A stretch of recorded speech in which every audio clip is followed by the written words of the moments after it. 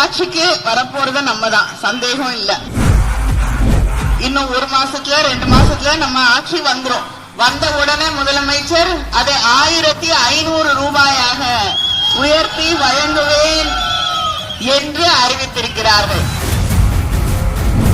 இப்படி இத்தனை சாதனைகளையும் செய்துவிட்டு தலை நிமிர்ந்து வந்து உங்களிடம் கேட்கிறோம், எங்களுக்கு உதயசூரியன் சின்னத்திலே வாக்களித்து வெற்றி பெற செய்யுங்கள் செய்யுங்கள் செய்யுங்கள் என்று உங்களை கேட்கிறோம். இந்த மண்ணிலே அவருக்கு துரோகம் அப்படிங்கிறது அவருடைய உடம்புல ஊறி போன ஒண்ணு. அதனாலதான் இன்னைக்கு ஓபிஎஸ் அவர்கள் உங்களோடு இருக்க முடியாதுன்னு சொல்லிட்டு எங்களோடு தன்னை இணைத்துக் கொண்டிருக்கிறார்.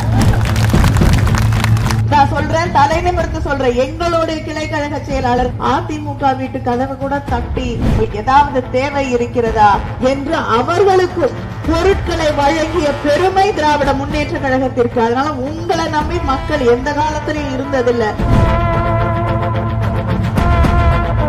திராவிட முன்னேற்ற கழகம் அமைதியாக இருக்கக்கூடிய தொண்டர்களை கொண்ட இயக்கம். ஆனால் எங்களை தட்டி பார்க்காதீர்கள். தலைவர் கலைஞர் அவர்களை எதிர்த்தவர்கள், அவரை விமர்சித்தவர்கள் அத்தனை பேரையும் தாண்டித்தான் தலைவர் கலைஞர் அவர்கள் உயிர் வாழ்ந்தார்கள்.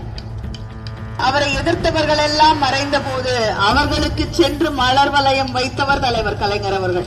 அவருடைய மகன், அவருடைய வாரிசு முத்துவேல் கருணாநிதி ஸ்டாலின் என்பதை நீங்கள் மறந்து விடாதீர்கள்.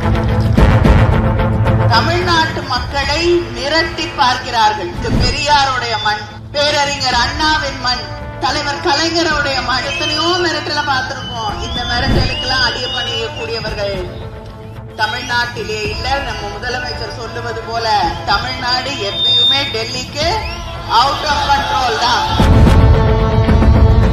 இந்த தேர்தலிலே வெற்றி என்பது உறுதி செய்யப்பட்ட ஒன்று.